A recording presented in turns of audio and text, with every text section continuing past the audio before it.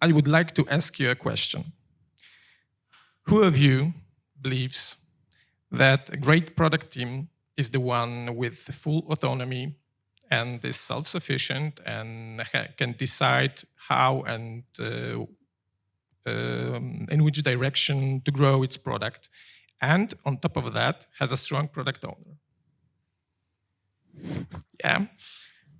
And what if I told you that autonomous teams can actually get in a way of delivering value? So today, what we want to share with you, how we managed to make our time to market 5 times faster, reduce cross-team coordination by limiting autonomy in favor of understanding and implementing one common vision. And more importantly, how we've changed, and we are still changing our entire way of working from task-focused to impact-driven. My name is Maciej Sochan. I am the Product Value and Operations Lead at G2A.com, and with me today is Chris.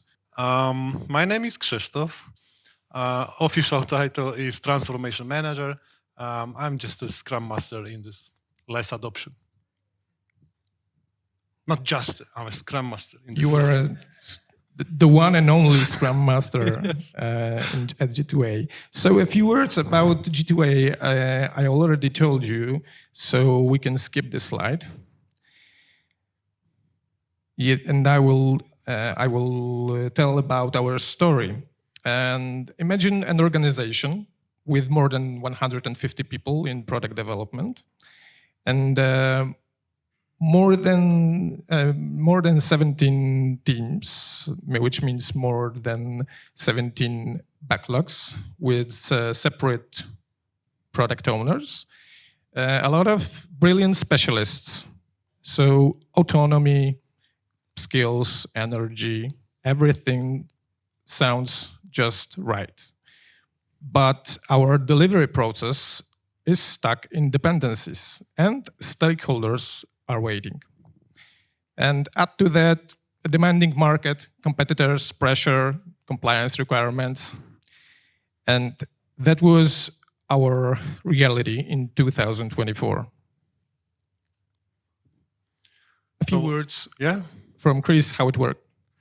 How it worked? How it worked. So we had 17 those teams that were organized into, let's call it, narrow product definition. So they had all of those boxes on the previous slide. That was one team responsible for every single box. So one team, one product owner, one product backlog. That's the simulation, how it worked. So City 1, City 2, and 3, those are component teams. And PO, the product owner, so-called product owner for this team.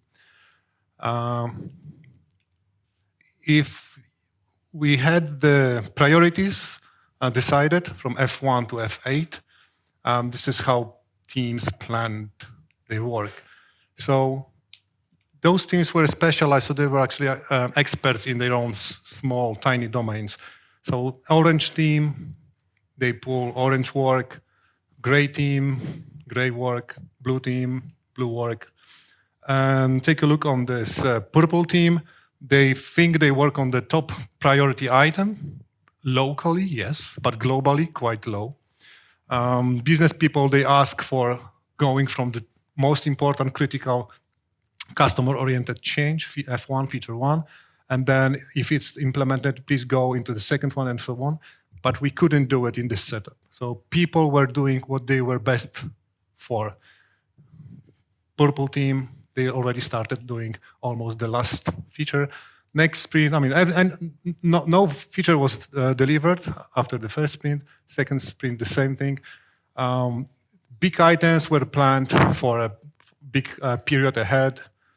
So people were doing their own work, and it looked like efficient, but actually they were busy. Yeah, this is how it worked.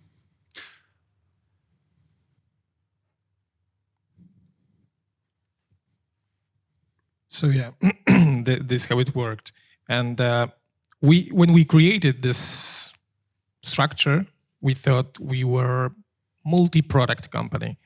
So we had multiple autonomous product teams, product owners, Scrum Master, backlogs, roadmaps, and everything looked just fine. But until we realized that, looking through our users' eyes, that in fact we are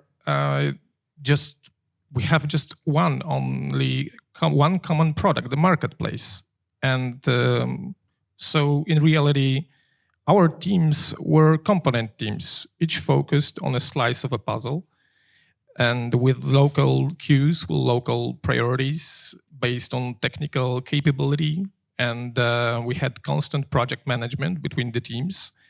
And every time if we wanted to launch something big, it broke into pieces, and each landed on a different backlog with different timelines. So we work hard to get the teams to collaborate, investing heavily in quarterly planning and initiative synchronization. We routinely reviewed our roadmaps to catch and bundle dependencies. But after a few quarters, we were still unable to manage all the dependencies and synchronize priorities, so teams consistently diverge from our initial strategy. The priorities of our product teams were misaligned, even when working on the same initiative. This meant we were simultaneously delivering top projects alongside items that were at the bottom of the backlog. And it was extremely difficult to deliver any complex initiative requiring multiple teams within the planned timeframe. The result was our stakeholders had only one simple question: why is it taking so long? So in 2024, we came into this point that we told ourselves we had to change this. For us, that meant giving up team autonomy in exchange for one single source of truth and one shared goal. Yep. So I joined the company January this year. So leaders were already convinced that they had to change something. They couldn't achieve max value in the setup. So that was much easier for me to show where the problems come from. And for 3 months, from January till the beginning of April, we've been preparing for this change. So a lot of education. We had a lot of those AMA, Ask Me Anything sessions. So we wanted people to be involved as much as possible. So we wanted everybody to own the change, not to rent the change. We didn't want to impose anything on people's head. So yeah, that was a big education period, a lot of preparation. Very intensive. And quite short time, 3 months, I think it was quite short. And then on the beginning of April, we went through the event that in LeSS it's called Self-Designing Teams Workshop. It's actually people gather all together, all those people that are supposed to self-organize into feature teams, cross-component, multi-skilled, multi-learning teams. And they did it. They gathered all together, and they, according to some rules, they organized themselves into new teams. So that's the short video, how it went. So I asked all the managers to leave the room because we wanted people to not being influenced by anyone. So only people who are going to be team members are allowed to be in the room. So they have some kind of a cards with small cards where are the people names and skills. So they actually discuss, look at this girl, she's just running away from this team. Whoops. So yeah, maybe a few seconds more. So, because I want this is like, long story because, oh yeah. So there was like a big sheet with a team, and then they will create team name on it, and then people started to vote and try to fit themselves into new teams. We had 3 rounds. First round was like 15 minutes or 20 minutes. Second was like 10 minutes, and the last was just like 5 minutes maybe. After every round, we had like 15 minutes review to take a look on the setup of new teams. And after 1 hour and 10, 15 minutes, we did the whole transformation. So if you ask how much time it's needed to transform 120 people, a bit more than 1 hour.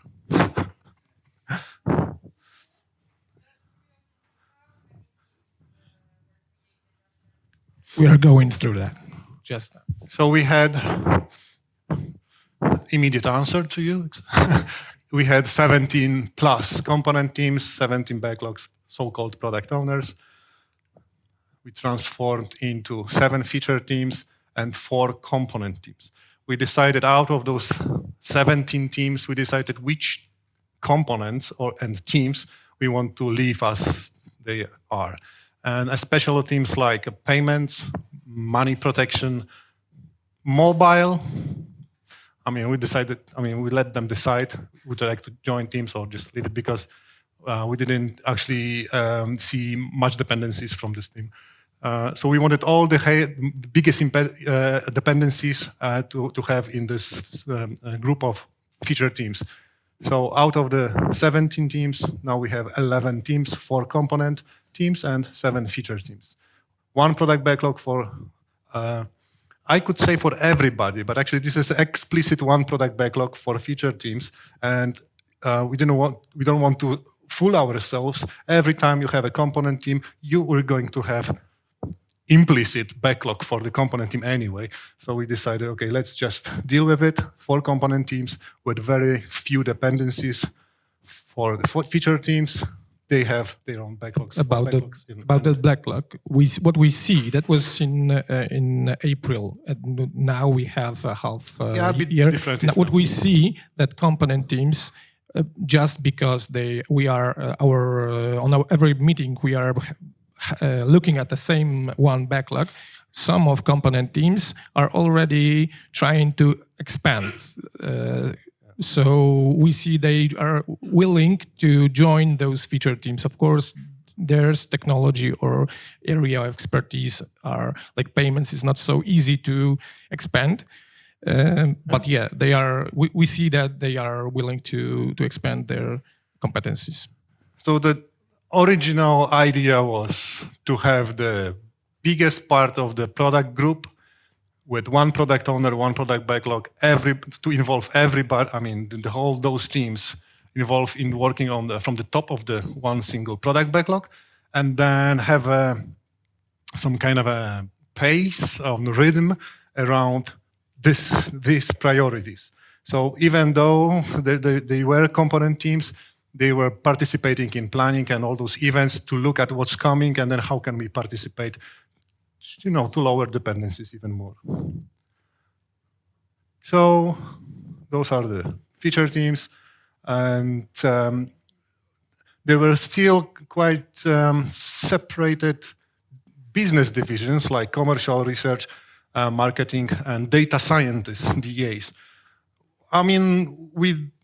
We were doing some activities all together, but we was thinking, how can we even be more like aligned and work together?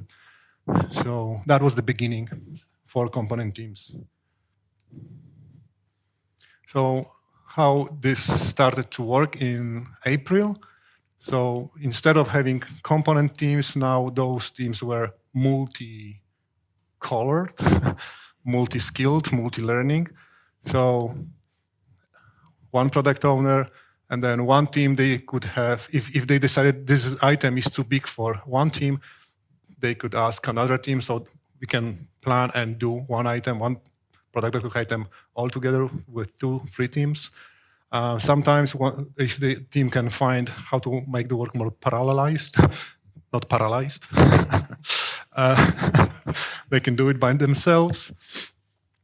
Sometimes they find a way to split it, and then the other part goes back to the top of the backlog. Now every single sprint, something meaningful from the customer point of view is delivered. There are some situations where 1 team say like, oh, we didn't make it, so we still need to finish it next sprint.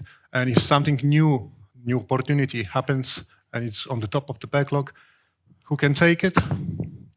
We don't have any specialized teams now, so whoever is available, if those two teams can do it, they plan it and they do it. So in one pace, very often we have production deployments.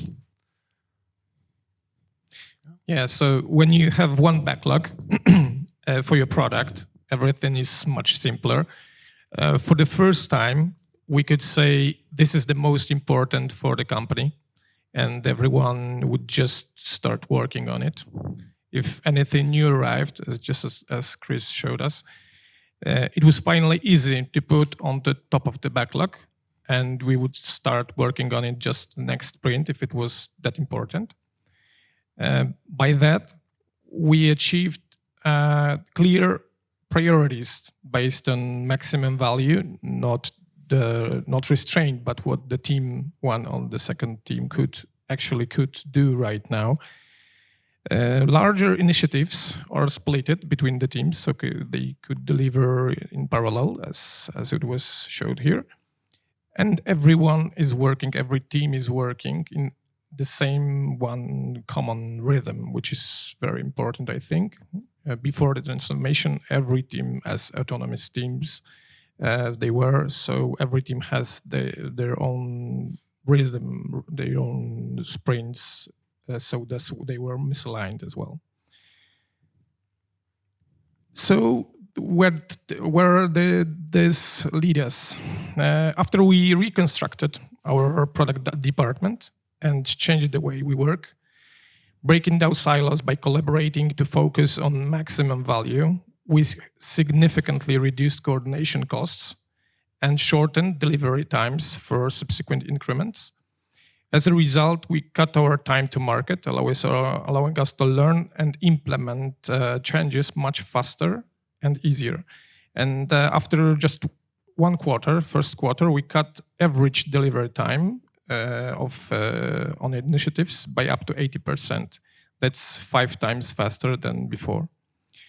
This would not be possible if we had not changed the way we work and the structure of the organization. Yeah, wait a second. To emphasize this, can you go? Yeah, I can go by myself, sorry.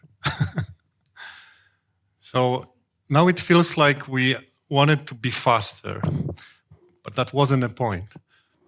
Before the change, people were busy, and the average time to market was like 7 months for like medium-sized customer-oriented change.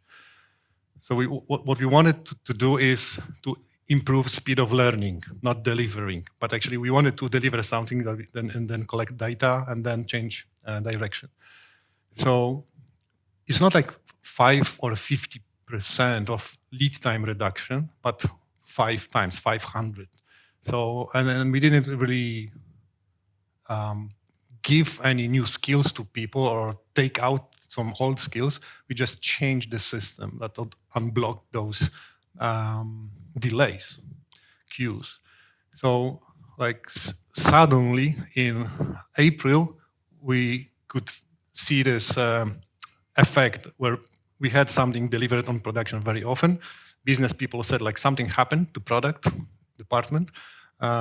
We've been waiting so much time and now it's like much easier, much faster.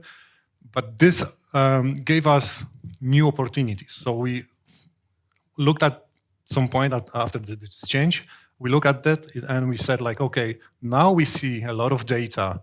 Now we can change direction very easy.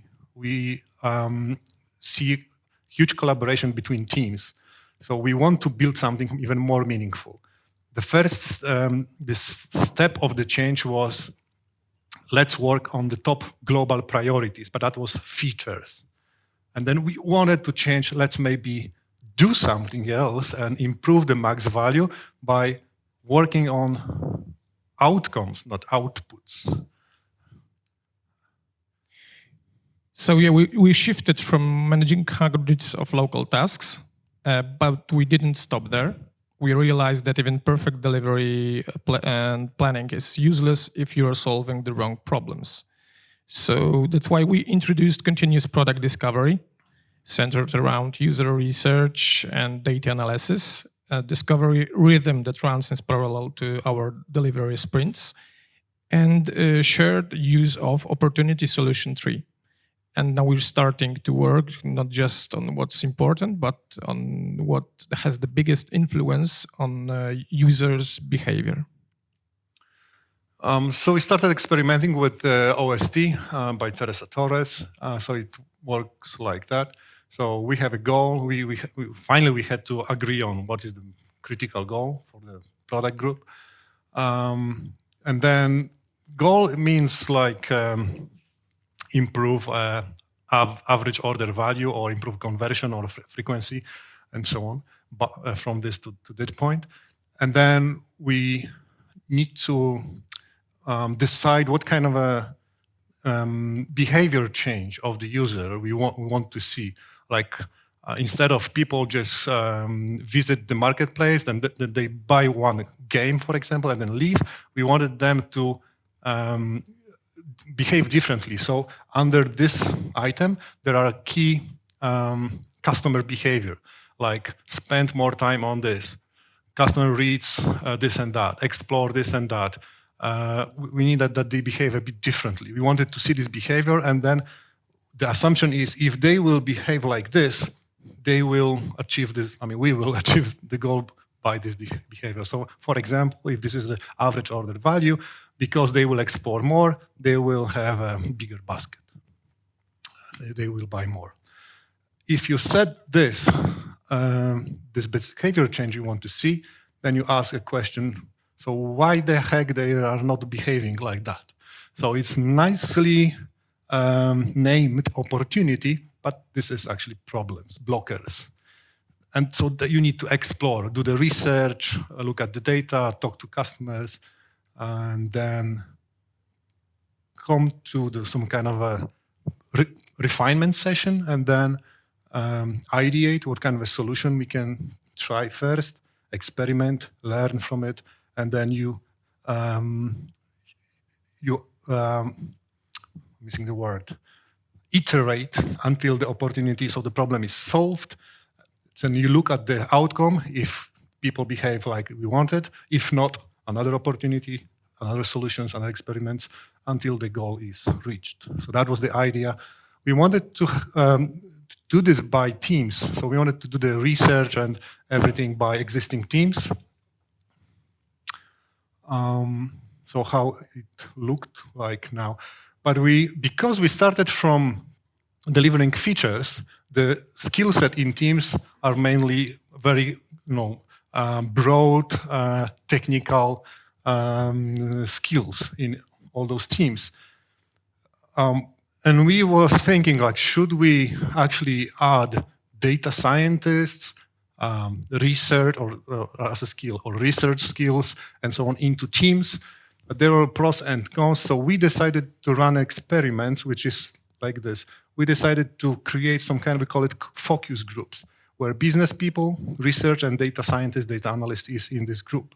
So they do some kind of a very initial recognition, research on what kind of opportunities or the problems are there. And then since the opportunity is validated, so they do a very fast, quick validation, they come to the teams and they join into the teams, and then they build the solution ideation and experimentation all together.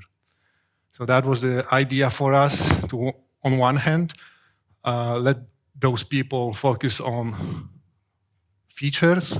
On the other hand, we wanted them to focus more on like outcomes and problems. So we're still experimenting with this.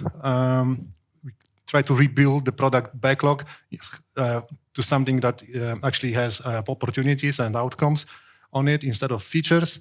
But there are pros and cons. So from at this point, we decided to have these business groups. But also the move, why we decided to have those focus groups was actually because we wanted to involve business people also into the product life.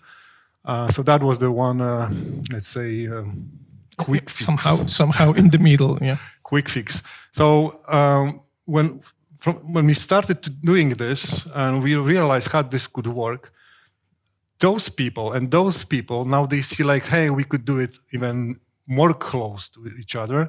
And because we are rebuilding the product backlog to have not features but those opportunities, I think I know, very soon, maybe they will like to join teams permanently. But anyway, this is not a problem. This is one group, not separate divisions.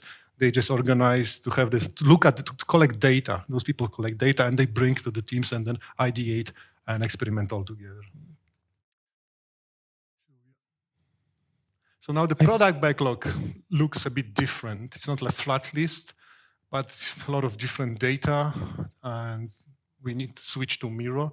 That was a good move. Yeah. I think we are short on time, so I'll be quick.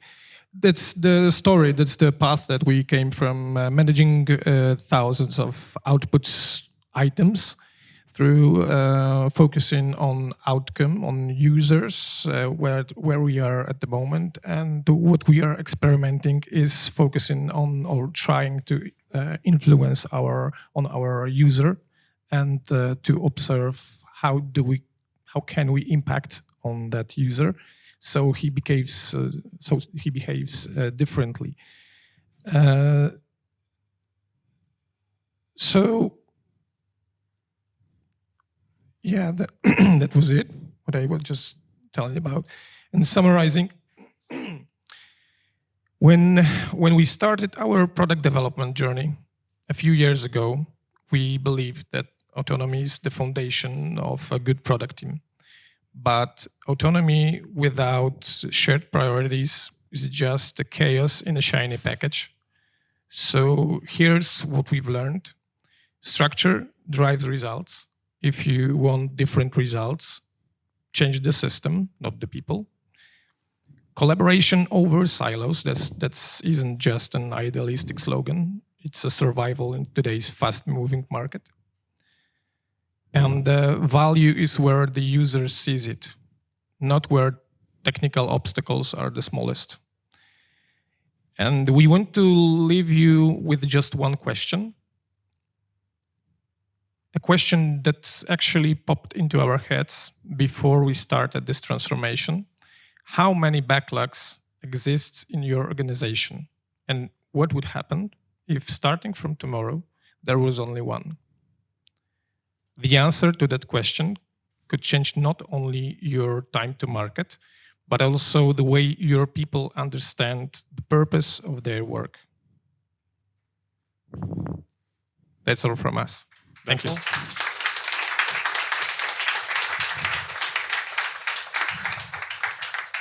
Thank you, gentlemen. I believe we have time for one question before lunch.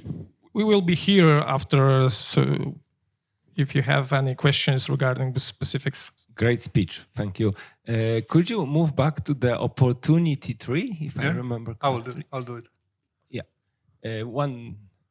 here. So there's outcomes, and then you kind of have the loop around opportunities, and then the loop around the experiment. So it's a loop inside the loop. My question is, how many iterations you need to do, or you maybe have that data, how many iterations you need to do over those? So in fact, over experiments, but then over each opportunity to have an outcome. Maybe you have some average, I don't know. So this is quite long term. This is also quite long term. Sometimes it's like high level idea. For example, the one focus group, they name themselves Inspire to Buy More. So they set the goal. It's the real name. Yeah, it's the real name. And we have three groups: Inspire to Buy More, Inspire to Buy Again, and Seamless Shopping Experience. So it's like very consistent with average order value, conversion, and frequency or retention.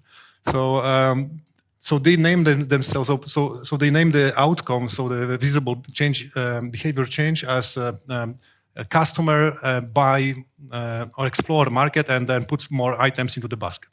So it's like, till this is valid, this is going to be still visible and valid. So actually they don't focus on that much. But so that we see mostly two items, opportunity and solution. So we have one opportunity and then several solutions. So how much time does it take to finish the opportunity? Sometimes a sprint, sometimes a quarter. So there is no particular time or any time frame for any of these items. We just iterate every solution that we will just at the ideation phase, every solution, we think if we can experiment, make something fast and just check if it works, if it's valid, or if it's not. So we learn on the level of every experiment, we learn if this solution is proper or not, if it requires any change, if it's proper, if it's, let's say, promising. So we implement the solution. And it's very much different from setting deadlines. It's about talking with what is the highest priority, talking with product owner, and from sprint to sprint, exploring and learning and deciding which solution, where we are, what is the data saying, and where does this lead us to. So if it's promising, if it's not, should we continue? Should we hold it?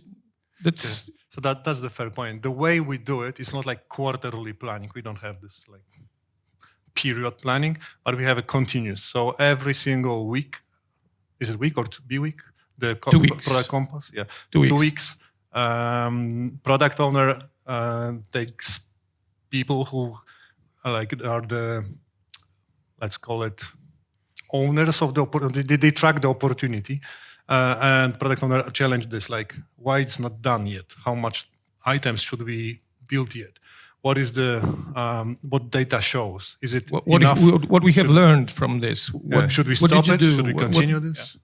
There's a lot of talking about this. Every 2 weeks we are talking about opportunity. Every 2 weeks we are talking about solution because it's the delivery rhythm. So, for example, there was the problem that people couldn't. They didn't put. They didn't use the mechanism for multi baskets for was the not multi items, the other thing, the bundles. Yeah, and the problem is like okay, so one opportunity is people don't know what is it, but that what research showed. People don't understand the mechanism or the idea of multi items or bundles. So the one of the solution was, teach them, show them some in a different way. So there were some more like communication change, not implementation change. So more like marketing and maybe move some section to somewhere else so people will see it. Reframe the wording or build it a bit differently so people understand, okay, I understand if I have a multi-items, then the price for the basket will be lower down to buying this separately. So we had mostly opportunities around people don't understand.